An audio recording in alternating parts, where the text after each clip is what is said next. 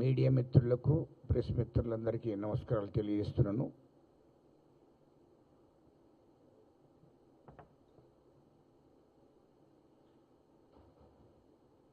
అయితే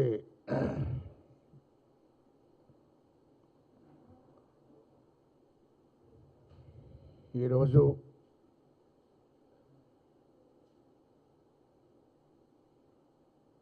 ఈ దేశ ప్రధానమంత్రి, ఈ దేశ హోంమంత్రి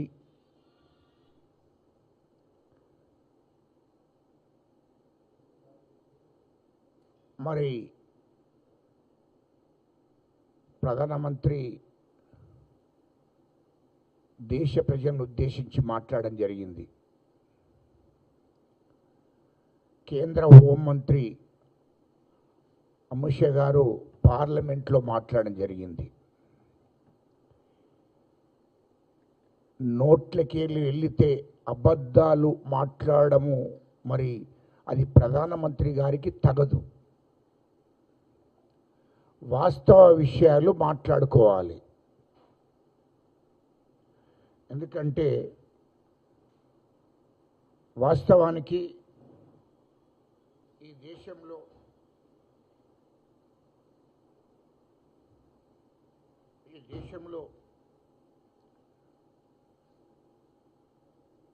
దేశ ప్రధానమంత్రికి గౌరవం మర్యాద అనేది ఉంటుంది.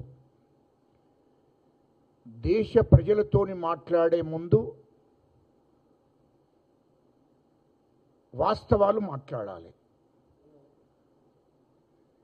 మరి రాముడు, మేము రాముని వారసులమని చెప్తారు. ప్రతి మాటకు రాముని విషయాన్ని మాట్లాడే వాళ్ళు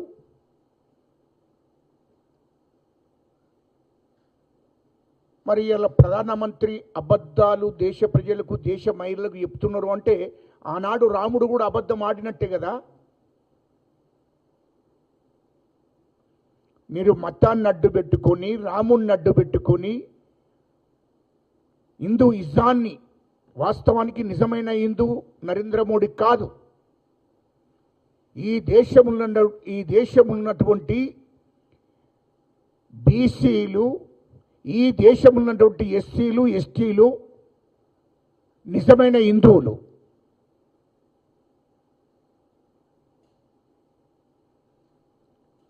నరేంద్ర మోడీ గారు, ఈ దేశ ప్రధానమంత్రి గారు మరి ఈ దేశ ప్రజలను ఉద్దేశించి మాట్లాడే ముందు, ఈ దేశంలో ఉన్నటువంటి మహిళలను ఉద్దేశించి మాట్లాడే ముందు వాస్తవాలు మాట్లాడాలి, అబద్ధాలు మాట్లాడకూడదు. ఇవాళ మహిళా బిల్లు అని చెప్తున్నారు. మహిళా బిల్లు ఎప్పుడు వచ్చింది? 2023లో మహిళా బిల్లు పెడితే బిల్లు పాస్ అయింది. పార్లమెంట్లో, రాజ్యసభలో పాస్ అయింది. రాష్ట్రపతి ఆమోదం కూడా చెందింది.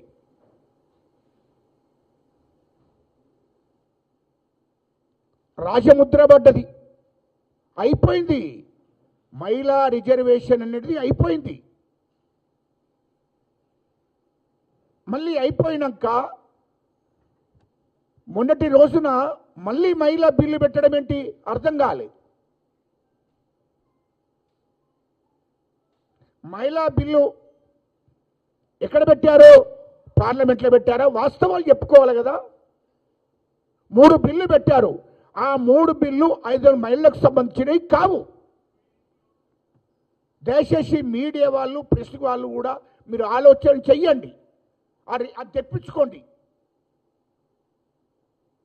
పార్లమెంటులో ఉన్నటువంటి కేంద్ర మంత్రులు ఉంటారు, ఎంపీలు ఉంటారు. వాళ్ళ ద్వారా ఒక 3 బిల్లు పెట్టినాయి. ఆ బిల్లుకును ఈ మహిళా రిజర్వేషన్ బిల్లు దాంట్లో ఉందా? వాస్తవాలు మాట్లాడుకోవాలి.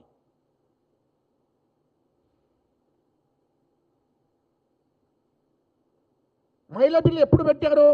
2023లో పెట్టారు. దానికి కాంగ్రెస్ పార్టీ, మా ఆది నాయకుడు రాహుల్ గాంధీ గారు, సోనియా గాంధీ అమ్మ, ప్రియాంక గాంధీ గారు, మల్లికార్జున్ ఖార్గే గారు, కాంగ్రెస్ హైకమాండ్, ఇతర ప్రతిపక్ష పార్టీ నాయకులందరూ కూడా మద్దతు చేశారు. ఏకగ్రీవంగా తీర్మానం జరిగింది. మహిళలకు ఖచ్చితంగా 33% రిజర్వేషన్ ఇవ్వవలసిందని చెప్పి నిండు పార్లమెంట్లో అందరూ మద్దతు చేశారు. ఏకగ్రీవంగా తీర్మానం జరిగింది పార్లమెంట్లో 2023లో. అదేవిధంగా రాజ్యసభలో కూడా ఏకగ్రీవంగా తీర్మానం జరిగింది.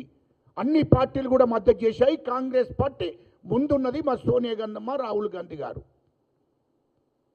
ఇటు పార్లమెంట్లో ఆమోదమైంది, అటు రాజ్యసభలో ఆమోదమైంది. మరి రాష్ట్రపతి కూడా రాజ్యముద్ర వేశాడు. మహిళలకు రిజర్వేషన్లు 33% ఆమోదం అయిపోయింది. 23లో అయిపోయింది కదా, ఇప్పుడెక్కడిది?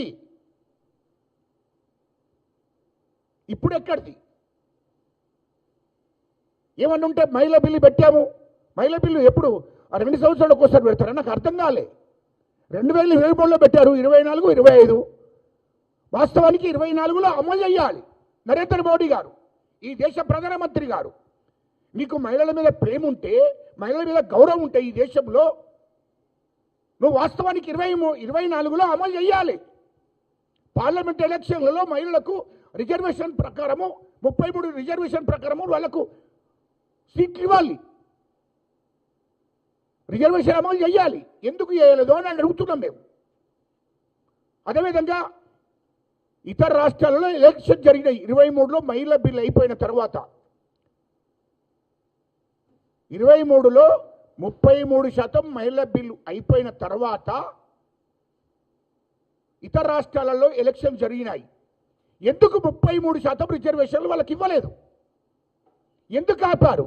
దీనికి చెప్పాలి బీజేపీ నాయకత్వం. నేను ఒక పౌరునిగా, ఈ దేశ పౌరునిగా మాట్లాడుతున్నా. మాకు మీ హోదా లేదు, నేను కానీ ఈ దేశ పౌరునిగా మాట్లాడుతున్నా.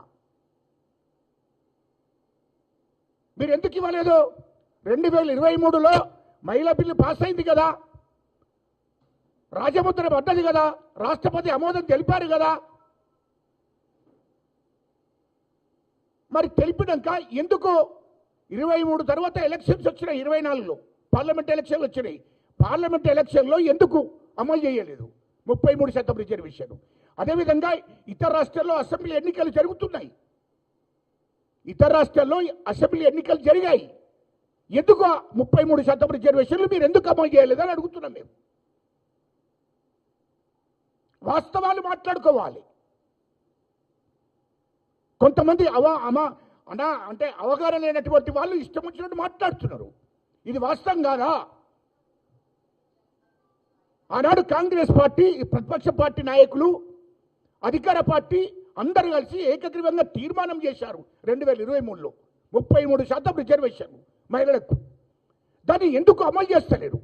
పార్లమెంట్లో ఆమోదమైంది ఆ బిల్లు, రాజ్యసభలో ఆమోదమైంది, రాజముద్ర పడ్డాక ఎందుకు అమలు చేస్తలేరో దానికి జవాబు చెప్పాలి. ఇప్పుడు 2026లో పార్లమెంట్లో బిల్లు పెట్టావు. ఏ బిల్లు అది? ఏ బిల్లు పెట్టావు? డిలిమిటేషన్ బిల్లుకు దానికి ఏమి సంబంధం ఉన్నది? ఇంకా ఇతరత్ర బిల్లులు పెట్టారు. అంటే మొత్తం 3 బిల్లులు పెట్టారు. ఆ 3 బిల్లుకును మహిళా బిల్లుకు ఏమి సంబంధం లేదు. ఇష్టం వచ్చినట్టు దేశ ప్రధానమంత్రి ఈ దేశ ప్రజలతో అబద్ధాలు ఆడతారా? ఈ దేశ మహిళలతో అబద్ధం ఆడతాడా? దేశ ప్రధానమంత్రివి, ఈ దేశ ప్రజలు గౌరవించాలి. నువ్వు ప్రధానమంత్రిగా ప్రమాణ స్వీకారం చేసేటప్పుడే నేను అబద్ధం ఆడను, ఈ దేశం కోసం, ఈ దేశ ప్రజల కోసం నీతి నిజాయితీగా పనిచేస్తని ప్రమాణ స్వీకారం చేస్తావు. భగవద్గీత మీద ప్రమాణం చేశావు, రాజ్యాంగం మీద ప్రమాణం చేశావు. ప్రమాణం చేసి కూడా నువ్వు అబద్ధం ఆడుతున్నట్టు ఏంటి? ఈ దేశ ప్రజలను, ఈ దేశ మహిళలను మోసం చేస్తున్నట్టే కదా నువ్వు. నోట్లకి వెళ్తే అబద్ధం ఆడతాడు.